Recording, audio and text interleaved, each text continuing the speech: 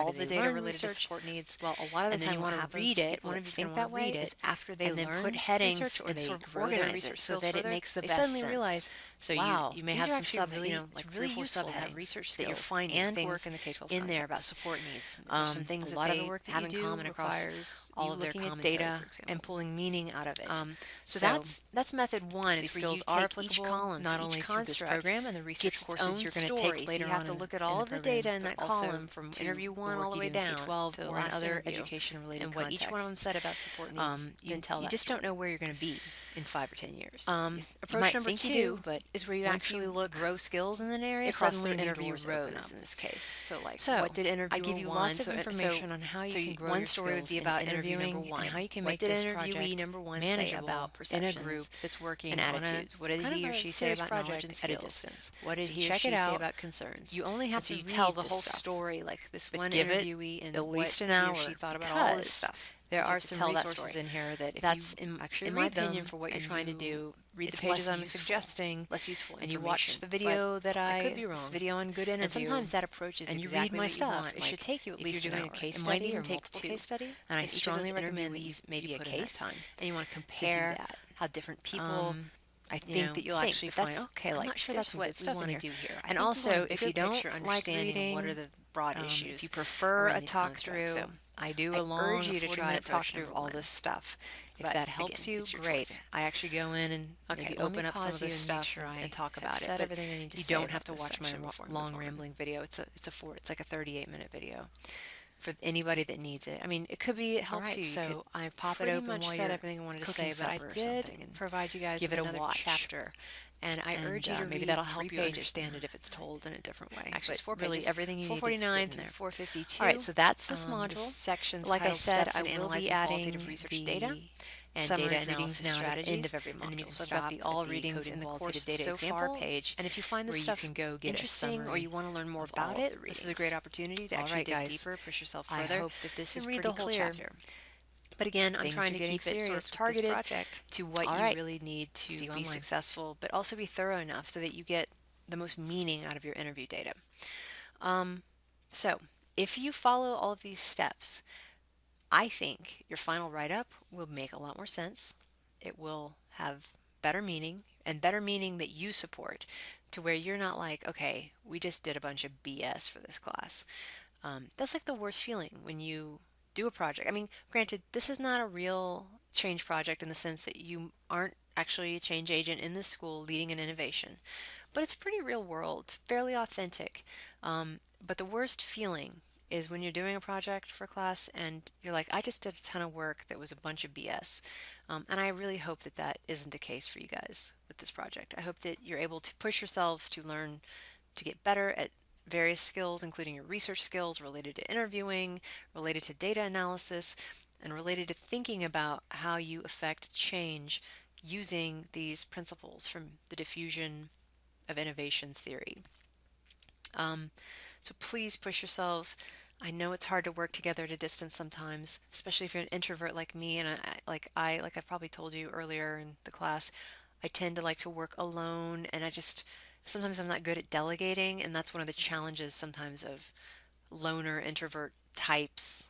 Um, we just we just we don't know how to share the load. So it's good practice to share the load, and I wish you luck with that. And if you have any questions about any of these, if you want me to look at your data and see if I can help you get going with the analysis, help you code it a little bit, maybe we need to have a coding session. We can do that through like a go-to meeting or something like that. So you guys let me know. It'd be nice if we did that, if the whole class could attend. So, like, if one group needs help, it'd be nice if I could just say, well, let's let everybody come in and learn from it if possible. But as coaches sometimes say, you should practice how you want to play. So let's do this practice diffusing of an innovation really well. And then when it's your turn to do it for real, you'll be better at it. You'll do a good job because you put in a lot of effort now to learn what you need to learn. All right, I hope this is helpful. Thank you so much.